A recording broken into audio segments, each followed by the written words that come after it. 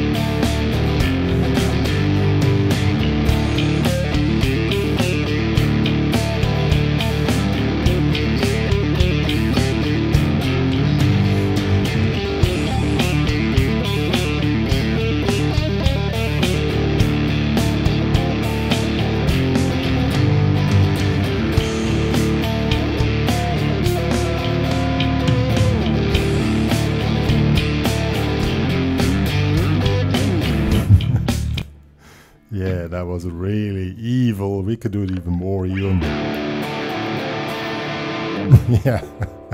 So let's check it out. It works. First thing you need to do, get yourself a Strat, or at least a guitar with two single coils here. Put in your like medium or like 3/4 distortion in it. Set it on those two pickups. A slight delay.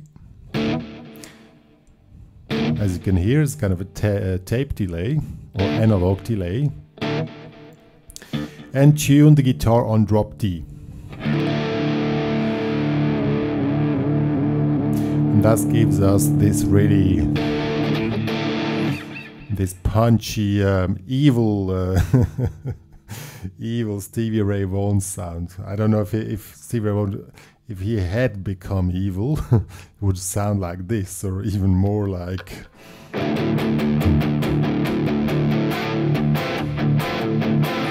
But anyhow, so now let's check it out how the whole thing works.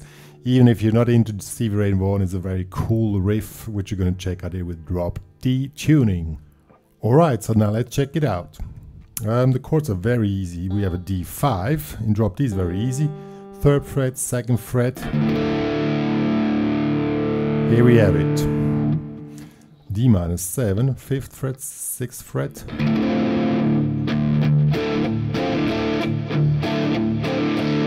Then we have this riff here, it's like a damping riff. 1 and 2 and 3 and 4. See? And in between you damp the drop D string and the A string. So you can make it different, like you can make with... Or if you want to make it more Stevie Ray Vaughan like, it would be, see, going with dead notes. So let's do with dead notes. See, 1. See, 1, 2, 1, 2. In between, when you go up, you make these dead notes.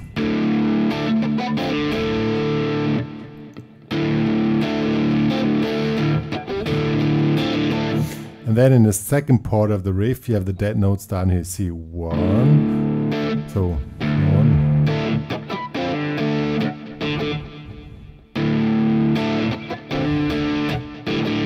Then it comes and they go up again. And in between you damp the strings again. So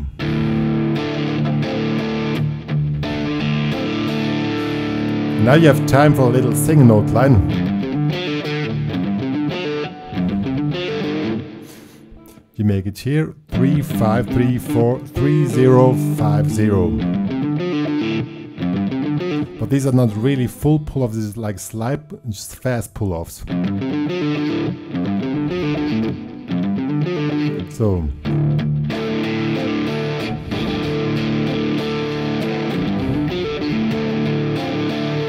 and second time you make a F5 and with drop D is very easy, just make bar of 3 in the third. and Barre in the 5th.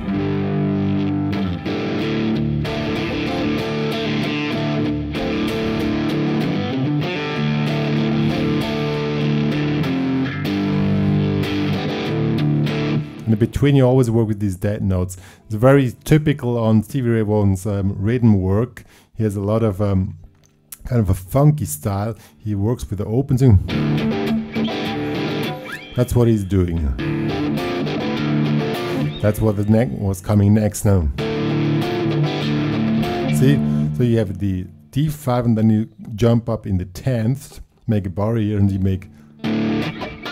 use the dead notes as a connecting part to have some time to get up. That's very typical for his style.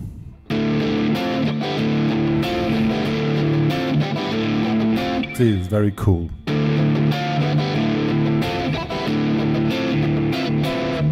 Now we want to make it dark and evil, and now we add the tritone.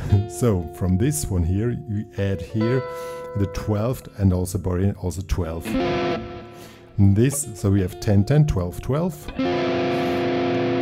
This creates this wonderful, lovely chord, which we all love. And if you want to do a marital proposal, I would recommend go to your beloved one, play this chord. Darling, do you want to marry me?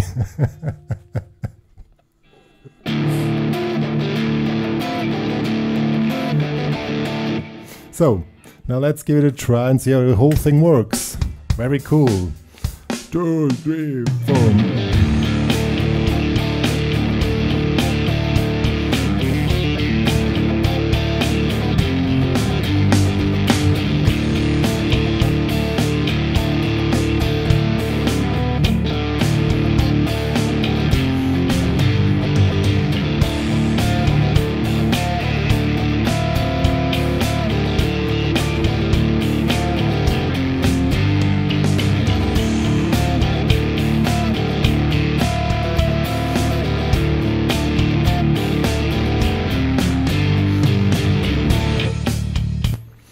It's really cool. The main thing is, which really makes a Stevie Ray Vaughan style, is those dead notes in 16. So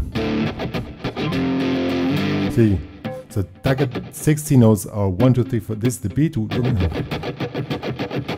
These are 6, and you just keep it going.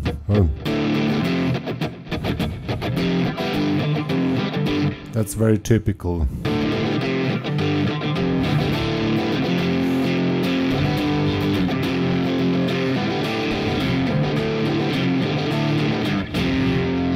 That's really what makes his style, and also the dark and evil Stevie Ray Vaughan. Also, just keep it going, and I mean the backing track is only bass and drum, so you need to have a very fat and orchestral sound. That's why you work with these dead notes and keep the picking hand running.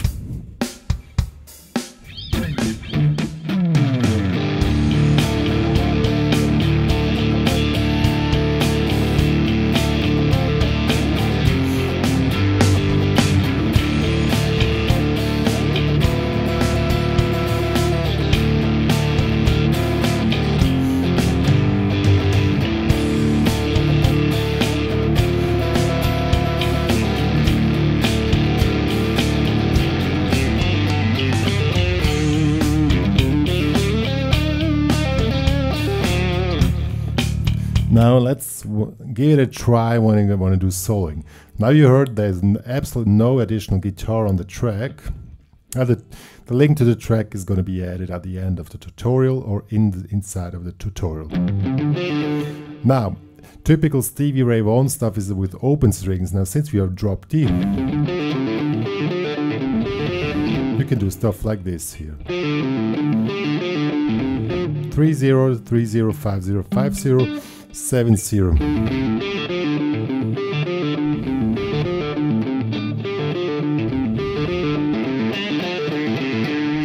That really works great and gives kind of a more orchestral sound.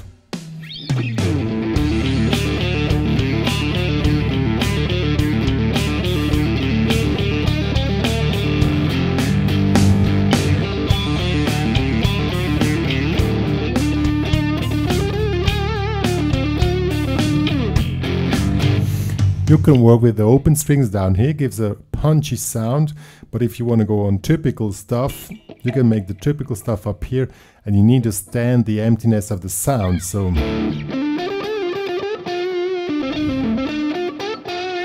and don't forget to get back to the main riff, because you solo a little bit, then you go back to the main riff, and so on.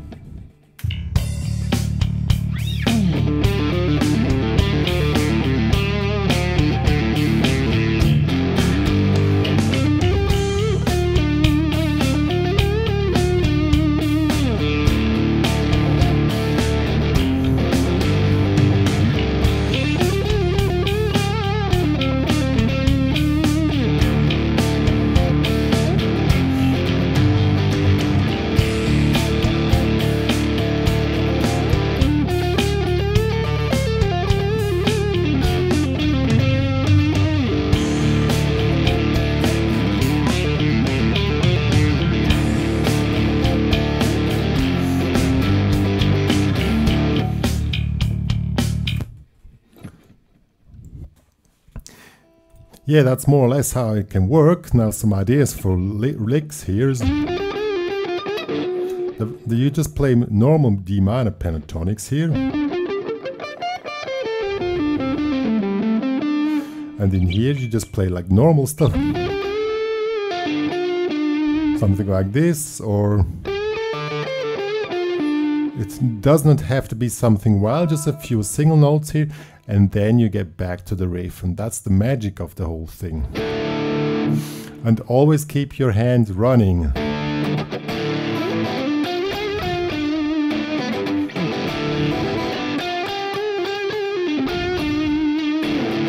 You can practice like this, play the chord D5, and then just enter in soloing without any gap between the chord and the soloing. If possible.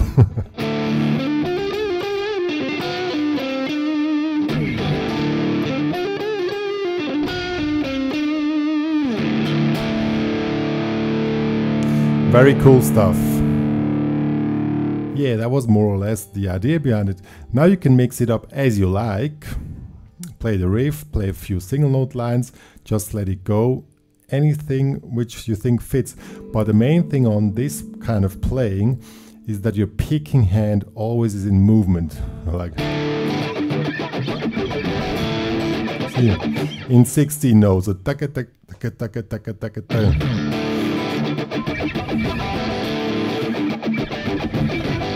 see, and when you add those single note lines with open string, it's a good method to make the sound very fat and can get into soloing. And sometimes you need to put in the ending phrase, because this is the ending phrase of the riff, and that makes more or less sense to do it. And that's how the cookie crumbles.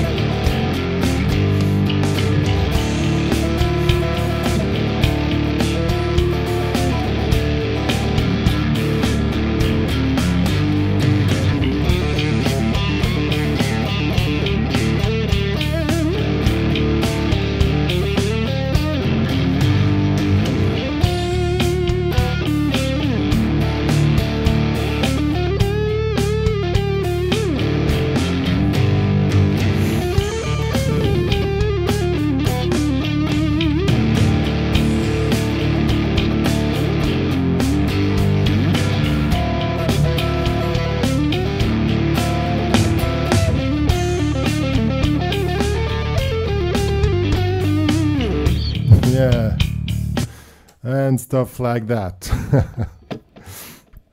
If you're more a beginner, take it easy. It's not, I mean, to make music, you don't need to play the heavy stuff.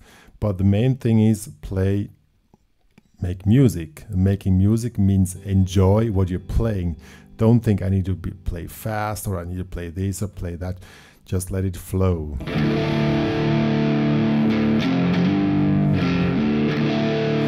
That's how it works, and just keep cool and get into this dark, dark Stevie Ray Vaughan. Let the Schwartz be with you.